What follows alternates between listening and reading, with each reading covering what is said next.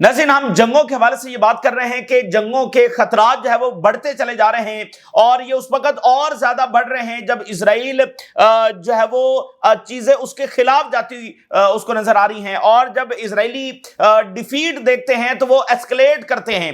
इस वक्त Israeli media की सबसे बड़ी खबर आपके साथ ये शेयर कर रहे हैं। इजरायली मीडिया ने कुछ देर पहले ये खबर दी है कि किसी भी वक्त इजराइल जो है वो लार्ज स्केल अटैक लेबनान के ऊपर, हिजबुल्लाह के ऊपर लॉन्च कर सकता है। किसी भी लम्हे Israel large scale attack, full scale war Lebanon के ऊपर जब लॉन्च कर सकता है, और ये वो जंग है जिसके खतरात के बारे में हम बहुत लंबे अरसे से बात कर रहे हैं, और अब सूरत हाल इस नहज के ऊपर जब वो पहुंच गई है। दूसरी तरफ हिजबुल्लाह ने कहा है कि हम रेजिस्ट करेंगे, हमारे पास रेजिस्टेंस का राइट है, लेजिटिमेट राइट है, और हम पीछे नहीं हटेंगे और इजराइल का जब सामना करेंगे। यहां पर रीजन को फैसला करना है, जो हिजबुल्लाह को डिसआर्मामेंट के लिए जब कोशिश कर रहा है, और लेबनीज गवर्नमेंट को जब फैसला करना है कि वो क्या करेंगे। और दूसरी तरफ जो है इजराइल ने एक और बॉर्डर के ऊपर जो कई दहाइयों से शाम था, वहां पर काम था, वहां पर भी एस्केलेशन कर दी है, और वो बॉर्डर है मिस्र का बॉर्डर, जहां पर कई दहाइयों से कुछ भी नहीं हो रहा, और जो एग्रीमेंट इनका 70s के आखिर में हुआ था, उसके बाद इजराइल और मिस्र में कभी कोई एस्केलेशन नहीं हुई। दूसरे बॉर्डर्स पर इजराइल की जंगें जारी रही हैं, लेकिन मिस्र के बॉर्डर पर कभी कुछ भी नहीं हुआ। तो उस बॉर्डर पर भी अब इजराइल ने एस्केलेट कर दिया है। इजरायली डिफेंस मिनिस्टर ने ऑर्डर जारी किया है, उसने मिस्र के बॉर्डर पर वॉर डिक्लेयर कर दी है। उसने कहा वी आर डिक्लेयरिंग वॉर इस बॉर्डर के ऊपर, और वो कह रहा है कि यहां से वेपन्स की स्मगलिंग हो रही है, इसलिए हम ये कर रहे हैं। और इस पूरे बॉर्डर को उसने जब वो क्लोज्ड मिलिट्री जोन है वो डिक्लेयर कर दिया है। ये एक सीरियस एस्केलेशन है जो मिस्र के खिलाफ जब वो की गई है। तो मिस्र को अब सोचना है कि वो तमाम तर कोऑपरेशन के बावजूद इजराइल का जवाब इस तरह से आ रहा है। आप देखेंगे मिस्र के जो इंटेलिजेंस चीफ है वो नेतन्याहू के साथ मिलने के लिए गए, जिस पर बहुत ज्यादा तनकीद दी हुई। उधर यूएस स्टेट डिपार्टमेंट जो है वो लीगल डॉक्यूमेंट्स तैयार कर रहा है ताकि एक लीगल कवर जो है वो दिया जा सके वेनेजुएला पर हमला करने के लिए। तो ये वहां पर तैयारियां इस सतह पर पहुंच रही हैं। ट्रंप एडमिनिस्ट्रेशन जो है वो कांग्रेस को ब्रीफ कर रही है, लीगल डॉक्यूमेंट्स जो है वो तैयार किए जा रहे हैं। लेकिन इसी दरमियान अमेरिकन मीडिया के मुताबिक ट्रंप एक बात से डर रहे हैं, एक बात पर वो हेजिटेट हैं, एक बात से वो फियर के अंदर हैं। वो ये है कि उनको लगता है कि अगर वेनेजुएला पर हमला नाकाम हो गया तो फिर क्या होगा। अगर अमेरिका ने एयर स्ट्राइक्स लॉन्च कर दी और फिर भी प्रेसिडेंट मडोरो की रिजीम चेंज ना हुई तो फिर क्या होगा। और ऊपर से जो न्यूयॉर्क का इलेक्शन हुआ है इसने अमेरिकी सियासत को बदल के रख दिया है, और ट्रंप ये देख सकते हैं कि एक मोमेंटम उनके खिलाफ बन चुका है जो मिड टर्म इलेक्शंस में उनको मुकम्मल डिफीट जो है वो कॉस्ट कर सकता है। तो ऐसे में जंगें लॉन्च करना ये बहुत महंगा पड़ सकता है ट्रंप को। और जंगों के अंदर भी फेल्ड वॉर्स, मतलब एक तो वेनेजुएला की जंग, ऊपर से वो भी फेल हो गई कि रिजीम चेंज करने के लिए गए और वो भी ना हुई, तो ये तो डबल हो गया ना कि एक जंग लॉन्च की और उसमें भी फेलियर हो गया। तो इस पर अब ट्रंप और ज्यादा जब हेजिटेट कर रहे हैं। तो यहां पर जो इलेक्शन हुआ, ट्रंप की जो एरोगेंस थी उसको बहुत बड़ा झटका लगा है, क्योंकि ट्रंप आप देखें जिस पॉपुलैरिटी के साथ आया है, और फिर जो उसकी पॉलिसीज थी, जिस तरह से वो सबको जब वो ट्रीट कर रहा था, तो उस एरोगेंस को जब वो बहुत बड़ा झटका लगा है। तो ये तमाम सूरत हाल आपके सामने रखेंगे। सबसे पहले मैं वो हेडलाइन आपके साथ शेयर कर रहा हूं जो इस सेंचुरी को डिफाइन करेगी, यानी इस सेंचुरी को डिफाइन करने वाली बातों में से एक बात मैं आपके साथ शेयर करता हूं।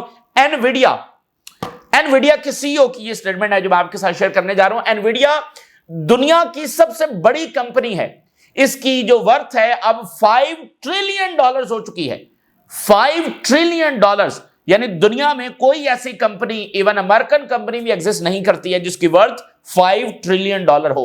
और अमेरिका की जो सारी टेक्नोलॉजी खड़ी है वो एनवीडिया के ऊपर खड़ी है, क्योंकि एनवीडिया चिप्स बनाती है जो उनके फोन्स में इस्तेमाल होते हैं, जो उनके फाइटर जेट्स में इस्तेमाल होते हैं, जो उनके each and everything you name it, और उसमें ये वाले चिप्स इस्तेमाल होते हैं। यानी जो अमेरिकन टेक्नोलॉजी है अगर उसमें से एनवीडिया की चिप्स निकाल दें तो कुछ भी नहीं है, उनके पास कुछ भी नहीं है। मतलब बाकी जो मैग्निफिसेंट सेवंस हैं, टेस्ला है, ये है वो है, उनकी बहुत अहमियत है, लेकिन वो भी नहीं चल सकती अगर एनवीडिया ना हो। ठीक है, यानी जो चिप्स ये बनाते हैं उसी के ऊपर सारी इमारत उसके ऊपर खड़ी है। एनवीडिया के सीईओ क्या बात कर रहे हैं, China is going to win the artificial intelligence race. यानी मैंने आपके सामने वो स्टेटमेंट रखी है जो इस सेंचुरी को डिफाइन करने वाली बातों में से एक बात है, और कर कौन रहा है, मैंने इतनी लंबी तमहीद बांध कर आपको बताया है कि एनवीडिया का सीईओ जो है वो ये बात कर रहा है। कोई अल्लाह तआला ये बात नहीं कर रहा है, कोई वैसे ही नाम निहाद एनालिस्ट ये बात नहीं कर रहा है। जो सबसे बड़ी लड़ाई लड़ रही है, जो कंपनी जिसके ऊपर सारी टेक्नोलॉजी खड़ी है, उसका सीईओ बात कर रहा है कि चाइना आर्टिफिशियल इंटेलिजेंस की रेस जीतने जा रहा है, और इस सेंचुरी को आर्टिफिशियल इंटेलिजेंस और ये सारी टेक्नोलॉजी डिफाइन करेगी। जिसके पास ये होगी वही ग्लोबल पावर का स्ट्रक्चर जब तय करेगा। तो इधर से ट्रंप ने क्या स्टेटमेंट जारी की, ट्रंप कहते हैं we are beating China and she knows it. एक इंटरव्यू में उन्होंने जो है वो ये बात की, हम जीत रहे हैं और चाइना के सदर को ये पता है कि हम जीत रहे हैं, इसलिए वो हमारी बातें मानने पर मजबूर हुए। तो ट्रंप साहब जब वो खुद से क्या क्लेम कर रहे हैं, उसके ऊपर लोग कितना यकीन कर रहे हैं, वो न्यूयॉर्क के इलेक्शन, और ना सिर्फ न्यूयॉर्क के इलेक्शन बल्कि बहुत सारी रियासतों में हुआ है, उन्होंने बता दिया है कि ट्रंप साहब की ये जो सेल्फ क्लेम विक्ट्री है और सेल्फ क्लेम गोल्डन एज है, इस पर कोई ट्रस्ट नहीं कर रहा है। तो आगे वो मोमेंट नाज़रीन आने वाला है कि जब अमेरिका ने यह फैसला करना है कि वो अपना जो फायदा है, अपना जो सर्वाइवल है, अपने एम्पायर का जो सर्वाइवल है, उसको वो देखेगा या इजराइल को देखेगा। यानी अपने आप में और इजराइल में उसने फैसला करना है। तो आपने बिल्ली वाली मिसाल तो सुनी होगी, जब कि वो भी आग से बचने के लिए अपने बच्चे जो है वो नीचे दे लेती है। तो ये तो फिर जाहिर है कि एक ये दुनिया है, ठीक है, जिसमें खुद इजराइल ने क्या मिसालें जो है वो तय की हैं, क्या मिसालें उसने सेट की हैं। तो ये वो मोमेंट आगे आने जा रहा है। यानी चाइना इस तरह से राइज कर रहा है, चाइना इस तरह से तरक्की कर रहा है कि अमेरिका के सामने सबसे बड़ा चैलेंज हमास, हिजबुल्ला और अंसारुल्लाह नहीं है। ये तो इजराइल ने अमेरिका को यहां पर ड्रैग कर लिया है कि उनके लिए सबसे बड़ा चैलेंज हमास को बना दिया है। उनका असल चैलेंज चाइना है जो ये रेस विन करने जा रहा है। तो जब अमेरिकन हेजेमनी नहीं है तो इजराइल किधर है, ठीक है ना। तो बहरहाल ये इस वक्त की सूरत हाल है। ये वो चीज है, ये वो लड़ाई है, ये वो रेस है जो फलस्तीन के तनाज़े को भी असरअंदाज करेगी, मिडिल ईस्ट को भी करेगी और सारी चीजों को असरअंदाज करेगी। और मैं आपको एक और चीज बताऊं, ये जो इजराइल का प्रोपेगेंडा था अमेरिका में, वेस्ट में, यूरोप में, ये इतना फेक था कि इसके हवाले से बस एक बार वहां के लोगों की आंखें खुलने की जरूरत थी, क्योंकि इसकी कोई बुनियाद नहीं थी। जो रिलीजियस वो बुनियाद बता रहे थे, कोई वो इतनी कमजोर बुनियाद थी कि वो टकर कार्लसन के एक इंटरव्यू ने वो उड़ा के रख दी है। वो जो स्ट्रेटेजिक बुनियाद बता रहे थे वो कंप्लीटली इस वक्त चैलेंज हो चुकी है, क्योंकि इजराइल के जंगों ने तो अमेरिका को असल नुकसान पहुंचाया है। तो जो बुनियाद के ऊपर उनका प्रोपेगेंडा खड़ा था वो कंप्लीटली चैलेंज हो चुका है। उस पर सिर्फ एक बार मसला यह था कि ये उस पर बात ही नहीं करने देते थे। इतना कंट्रोल था इनका कि उस पर बात ही नहीं हो सकती थी कि why we are supporting Israel, उसको चैलेंज नहीं किया जा सकता था। तो एक बार जब लोगों के सामने हकीकत आई है, जब न्यूयॉर्क में खड़े होकर एक मेयर ने यह कहा है कि इजराइल जेनोसाइड कर रहा है और मैं तो इसके वज़ीर-ए-आज़म को गिरफ्तार करूंगा, तो लोगों ने जाकर देखा है कि रियलिटी क्या है। तो इस तरह तो कभी बात हो नहीं सकी, यह बुनियादी वजह है। अच्छा, अब जरा आ जाते हैं हिजबुल्लाह के ऊपर। वैसे इजराइल एक ऐसी एंटिटी है जो अपना सर्वाइवल मुसलसल वायलेंस के अंदर जो वो देखती है, और फिर नेतन्याहू और जो कि अपनी इक़्तिदार जो है वो मुसलसल जंगों के अंदर देखता है। देखिए, आज भी अगर जंग अनाउंस कर दी जाती है कि परमानेंट सीज फायर हो गया है, जंग खत्म हो गई है, इजराइल अपनी विक्ट्री क्या क्लेम करेगा, क्या बयान करेगा, ठीक है ना। तो ये बुनियादी वजह है। और हिजबुल्लाह के हवाले से इजराइल इस वक्त ये कैलकुलेट कर रहा है कि देखिए, हिजबुल्लाह के खिलाफ है Lebanese government, reason Saudi Arabia वगैरह, वो हिजबुल्लाह के डिसआर्मामेंट जब वो चाहते हैं। तो अगर बाहर से एक और अटैक कर दिया जाता है जिसमें सिविलियंस को निशाना बनाया जाता है और उसका मलबा फिर हिजबुल्लाह के ऊपर जब वो डाला जाता है कि हिजबुल्लाह की वजह से ये जंग हुई है, तो इसके नतीजे में या तो हिजबुल्लाह कोलैप्स हो जाएगी या लेबनान के अंदर एक सिविल वॉर छिड़ जाएगी। ये उनकी इस वक्त कैलकुलेशन है। तो लेबनान को फैसला करना है, लेबनीज गवर्नमेंट को, रीजन को फैसला करना है। इजरायली मीडिया की खबर है, Israeli army is preparing for a military intervention in Lebanon. Hezbollah will not be allowed to bolster its strength and return to what it was before the war. Hezbollah को हम मजबूत नहीं होने देंगे, ताकतवर नहीं होने देंगे। तो ये एक जवाब है जो वो इस्तेमाल करते हैं। Israeli army is preparing for the possibility of engaging in new round of fighting against Hezbollah soon. ٹھیک ہے نا, کسی بھی وقت یہ حملہ لانچ کیا جا سکتا ہے. For many weeks and months ہم یہ بات کرتے رہے ہیں کہ یہ جنگ ہوگی. اس سے پہلے آپ دیکھیے کچھ گھنٹے قبل جو ہے وہ یمن کی کیا اناؤنسمنٹ آئی کہ ہم اسرائیل کے ساتھ ایک اور راؤنڈ جو ہے وہ ناگزیر دیکھ رہے ہیں, اور نیتن یاہو اور کاتز اور ان سب کی میٹنگ بھی ہوئی ہے یمن کے حوالے سے. اب اسرائیلی میڈیا کہہ رہا ہے کہ لیبنان پر حملہ ہونے جا رہا ہے, اور ایران کی جنگ وہ آپ کے سامنے مسلسل. تو یہ ایک بہت بڑا آتش فشاں ہے جو پھٹنے جا رہا ہے. اور مصر, ٹھیک ہے نا, مصر جو ہے اسرائیل کے ساتھ اس نے مکمل کوآپریشن رکھا ہے, دہائیوں تک رکھا ہے, اور 2 سال کے اندر بھی مصر یہ جو کچھ ہوتا رہا, مصر جو ہے وہ اسرائیل کے ساتھ ٹریڈ کر رہا تھا. تو اسرائیلی ڈیفنس منسٹر نے اناؤنس کیا ہے کہ جو مصر کے ساتھ بارڈر ہے اس کو کلوزڈ ملٹری زون قرار دے دیا جائے. یہ سیریس لیول کی اسکیلیشن ہے, یعنی کلوز ملٹری زون سے مراد یہ ہے کہ وہ وہاں پر آپریشنز لانچ کرنے جا رہے ہیں. اسرائیلی ڈیفنس منسٹر نے باقاعدہ کہا ہے کہ ڈکلیئرنگ وار, کہ وہ اس ایریا میں وار ڈکلیئر کر رہا ہے. کیوں؟ کیونکہ یہاں سے سمگلنگ ہو رہی ہے, تو ہم جب یہاں پر وار ڈکلیئر کر رہے ہیں. کلوز ملٹری زون جب اس کو قرار دے دیا گیا ہے, جیسے لیبنان کا بارڈر جو ہے وہ کلوز ملٹری زون تھا, تو اب یہ بھی. تو بین گور نے اس فیصلے کو جو ہے وہ ویلکم کیا ہے, اور اسرائیلی ڈیفنس منسٹر کہہ رہا ہے کہ موجودہ جو صورتحال ہے یہ اسرائیل کے لیے ایک ڈینجرس صورتحال ہے. It is posing a danger to the state of Israel, اور اس طرح سے اس لیے ہم جب یہاں پر یہ سارا کچھ کرنے جا رہے ہیں. تو یہ ہے مصر جس کا کوآپریشن تھا اسرائیل کے ساتھ, اور یہ ہے آگے سے اسرائیل کا جواب. تو مصر دیکھیں, مصر جو ہے نا, اب دیکھیں السیسی جو ہے وہ جب قطر پر حملہ ہوا تو وہ قطر میں اجلاس کے لیے گئے, تو وہاں پر مصر نے یہ پرپوز کیا کہ ہمیں ایک جوائنٹ عرب فورس اسرائیل کے خلاف بنانی چاہیے, جس میں یو ای نے مخالفت کی اور وہ فورس نہیں بن سکی. اور السیسی جو ہیں وہ کافی ناراض ہو کر وہاں سے واپس لوٹے, کیونکہ وہ بہت امید کر رہے تھے کہ اب وہ موقع آ گیا ہے کہ بھئی قطر پر حملہ ہو گیا ہے تو اب تو یہ راضی ہو جائیں گے. لیکن گلف جو ہے وہ راضی نہیں ہوئی, تو وہ جوائنٹ فورس ہے وہ نہیں بات. تو مصر جو ہے وہ یہ چاہ رہا تھا کہ یہ ہو, اسرائیل کے ساتھ وہ کوآپریشن بھی ان کا جاری ہے, لیکن پھر بھی وہ یہ سب مثال کے طور پہ وہ چائنا سے بھی اسلحہ لے رہے ہیں, وہ سینائی کے اندر بھی اپنی طاقت جو وہ بڑھا رہے ہیں, کیونکہ ان کو اندازہ ہے کہ بھائی یہ اسرائیل کے ساتھ ہمارا کوآپریشن, ہماری تابعداری کام نہیں آئے گی. تو اب ان کو مزید بڑے فیصلے کرنے ہیں, کیونکہ اسرائیل نے مصر کے بارڈر کے اوپر بھی جنگ جب ڈکلیئر کر دیا. کتنی یہ سیریس, اس لیے آپ دیکھیے مصر جو ہے وہ کس کے ساتھ اس وقت تعلقات بڑھا رہا ہے, ٹرکی اور ایران کے ساتھ. حالانکہ یہ 2 وہ ملک ہیں جن کے ساتھ مصر کے شدید اختلافات رہے ہیں, شدید ایشوز موجود تھے ان کے, ٹرکی کے ساتھ اور ایران کے ساتھ فار ڈیکیڈز.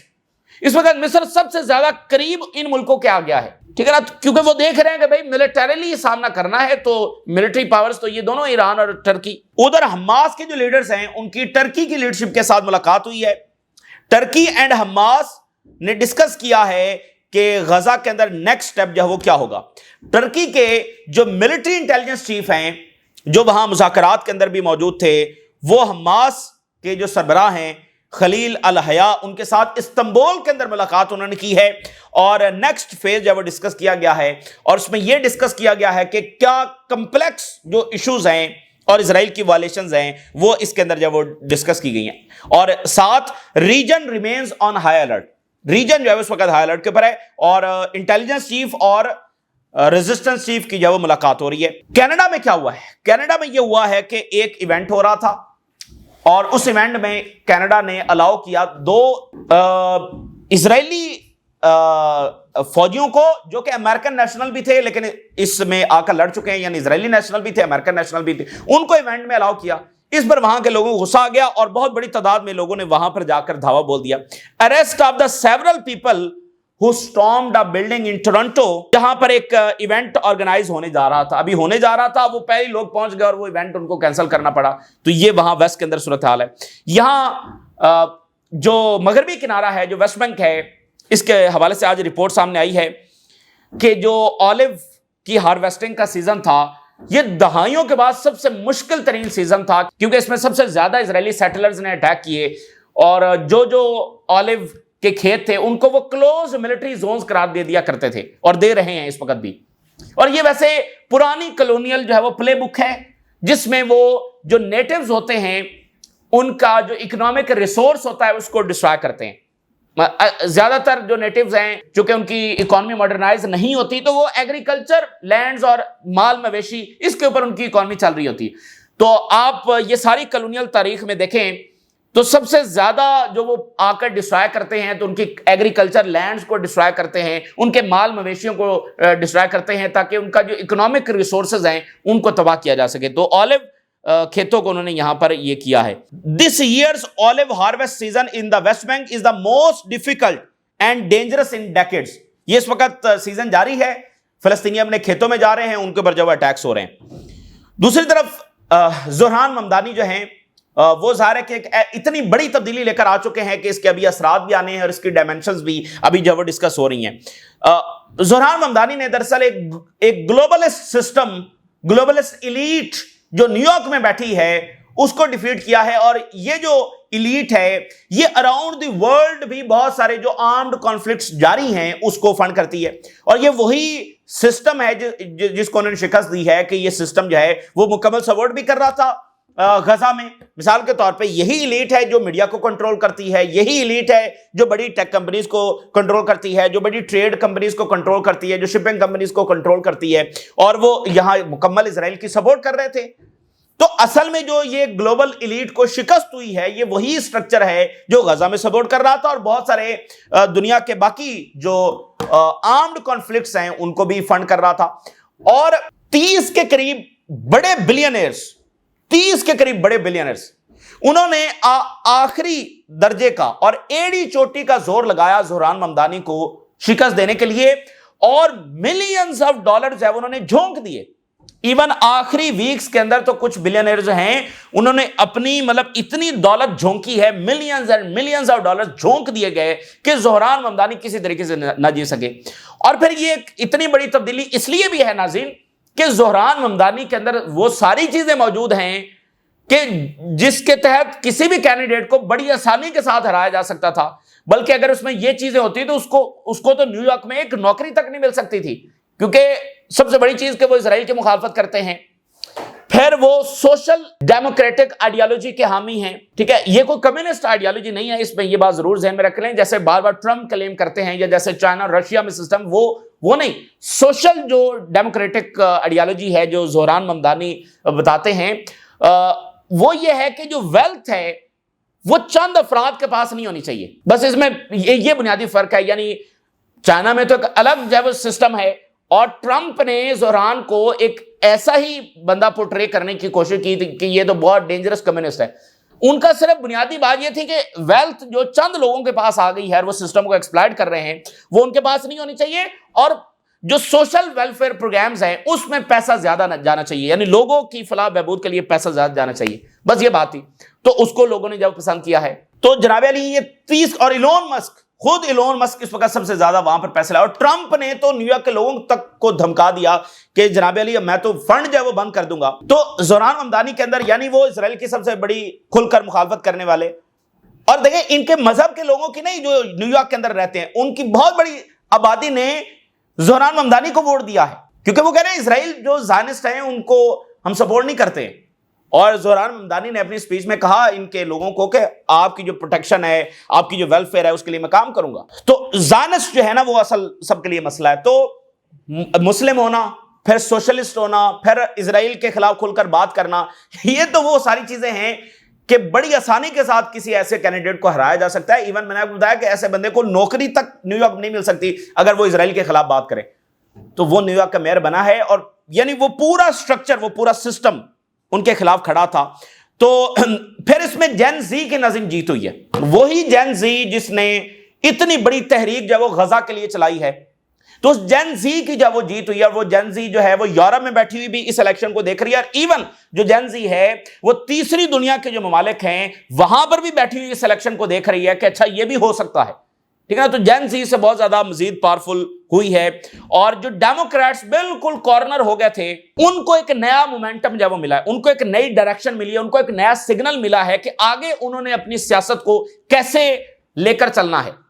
دیکھیں نا 3 وے ریس تھی جس میں زہران ممدانی جیتے ہیں۔ جو ڈیموکریٹک پارٹی ہے اس کا اپنا کینڈیڈیٹ یہاں پر موجود تھا، پھر ریپبلکن کینڈیڈیٹ موجود تھا، پھر جو ہے وہ بلینئرز کی فنڈنگ تھی۔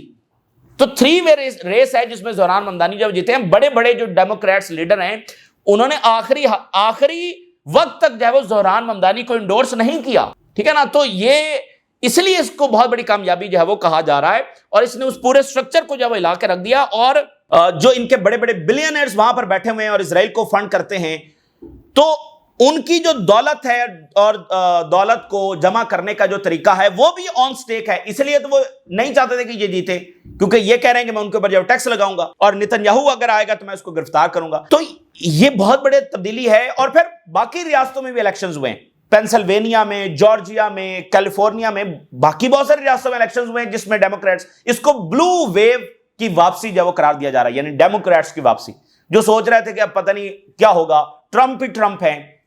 اور ایک کل جو الیکشن ہوا ایک جگہ تو جے ڈی وینس کے بھائی کھڑے تھے وہ بھی ہار گئے. یعنی اتنا بڑا دھچکا ٹرمپ کو لگا ہے. تو اب ٹرمپ اگر اسی پالیسیز کو جاری رکھتے ہیں اور اتنی وہ سوچ رہے تھے کہ وہ جو بھی کر رہے ہیں وہ پاپولر ہو رہے ہیں، تو اس سے ثابت ہوا کہ نہیں، اب یا تو وہ اپنی پالیسی بدلیں گے یا پھر مڈ ٹرم الیکشن میں وہ جیتنے نہیں جا رہے، کیونکہ ڈیموکریٹس کی مجبوری ہے کہ وہ اسی ڈائریکشن میں آگے بڑھیں گے، اسرائیل کی فنڈنگ نہیں. اور پھر دیکھیے بہت سارے جو کانگریس مین ہیں ان کو اس الیکشن کے ساتھ یہ میسج گیا ہے کہ ایپیک کی فنڈنگ اب ان کی کامیابی کی ضمانت نہیں ہے. تو یہ بہت بڑی تبدیلی آ گئی ہے، اس کی بہت ساری ڈائمینشنز ہیں اور اس کے بہت سارے اثرات جب وہ آئیں گے. اب جیسے نیو یارک ٹائم دیکھیے، یہ اسی گلوبلسٹ ایلیٹ کنٹرول کرتی ہے نا اس کو، اور جس طرح سے یہ غزہ کے لیے رپورٹنگ اس نے کی ہے، کیا لکھ رہا ہے، کہتا ہے China's agent Zohran wins in New York. China کا ایجنٹ جب زوران کو ڈکلیئر، یعنی کوئی کسر انہوں نے چھوڑی نہیں ہے. اور ٹرمپ نے کہا کہ زوران کی یہ جو سٹیٹمنٹ ہے کہ ٹرن دا والیوم اپ، یہ بڑی ڈینجرس سٹیٹمنٹ ہے. تو ٹرمپ کرٹیسائز ممدانی's tone sees off to bad start. تو اس طرح کی باتیں وہ کر رہے ہیں، تو اس کے اوپر ہم بات کرتے رہیں گے. یعنی اصل جو دھچکا ہے کہ دیکھیے اسرائیل کی سپورٹ اسرائیلی لابی کرتی ہے، اسرائیلی لابی کو طاقتور وہ ایلیٹ بناتی ہے، بلینئرز بناتے ہیں جو وہاں پر بیٹھے ہیں، اور ایپیک بناتی ہے کیونکہ ایپیک ہر کانگریس مین کی کامیابی کی ضمانت وہ دیتی ہے، وہ فنڈ کر دیا، وہ جیت جاتا ہے اور کانگریس میں جا کر اسرائیل کے لیے کام کرتا ہے. وہ پورا سٹرکچر چیلنج ہو گیا. یہ بنیادی تبدیلی ہے جو آئی ہے. اچھا، اب وینزویلا کے حوالے سے جناب علی وال اسٹریٹ جرنل یہ لکھ رہا ہے کہ یو ایس جسٹس ڈپارٹمنٹ جو ہے یہ لیگل جسٹیفیکیشن ڈاکیومنٹس تیار وغیرہ کر رہا ہے کہ پریزیڈنٹ مڈورو کے خلاف، وینزویلا کے خلاف ملٹری آپریشن جب لانچ کیے جا سکے. لیکن ایک مسئلہ ہے، اور مسئلہ یہ ہے کہ پریزیڈنٹ ٹرمپ اس خوف کے اندر ہیں، ہی فیئرز کہ اگر حملہ کر دیا اور پھر بھی پریزیڈنٹ مڈورو نے سٹیپ ڈاؤن نہ کیا تو پھر کیا ہوگا. Trump is reserved in front of his senior aides regarding launching a military operation to overthrow the Venezuela president. Rubio اور باقی سارے کہہ رہے ہیں ہمیں حملہ کر دینا چاہیے، لیکن ٹرمپ ابھی تک ریزرو ہیں اور ان فیئر ہیں کہ اگر حملہ کر دیا اور پھر بھی کامیابی نہ ملی تو پھر کیا ہوگا. اور اوپر سے جو الیکشنز ہوئے ہیں اس کے بعد تو اور مسئلہ کھڑا ہو گیا کہ بھائی جنگ کرنا جس کو رکوانے کے بعد ٹرمپ کر کے آئے تھے، اور اوپر سے ایک فیلڈ وار کرنا. اور ٹرمپ نے اب تک کی جتنی پالیسیز تھیں لوگوں نے اس کو ریجیکٹ کر دیا، برے طریقے سے ریجیکٹ کر دیا. تو اب ٹرمپ کو جو ہے وہ پالیسیز وہ لے کر آنی ہے جو وہ پالیسی نہیں جس میں وہ خود کہے کہ گولڈن ایج سے گزر رہے ہیں، سیلف کلیم وکٹری، یہ کوئی ماننے کے لیے تیار نہیں ہے. تو یہ بہت بڑا یعنی کہ تختہ الٹ گیا ہے. اور ٹرمپ صاحب تو ادھر سوچ رہے تھے کہ وہاں تختہ الٹنا، یہ کرنا ہے. خود ٹرمپ جو ہیں وہ ان کا جو اقتدار ہے وہ اس وقت سب سے زیادہ اس کو ڈیمیج ہوا ہے. اور مڈ ٹرم الیکشن یہ بالکل ہے کہ وہ نہیں جیت سکتے. تو مڈ ٹرم الیکشن تو 2026 میں ہونے ہیں، 2026 شروع ہونے جا رہا ہے، اس کی کیمپین شروع ہو جائے گی، اور ڈیموکریٹس تو اسی الیکشن کے مومنٹم کو لے کر اپنی کیمپین شروع کر دیں گے. تو ٹرمپ کو اس مومنٹم کو توڑنا ہے، وہ جو پالیسیز لے کر چل رہے ہیں، اسرائیل کی سپورٹ، جنگیں، اس کے تحت تو پھر اس سے بھی بڑا نتیجہ ان کے خلاف آئے گا. تو یہ اس وقت کی تازہ ترین صورتحال ہے جو آپ کے ساتھ شیئر کیا. آپ نے رائے ضرور آگاہ کریں. اجازت دیجیے، اللہ حافظ.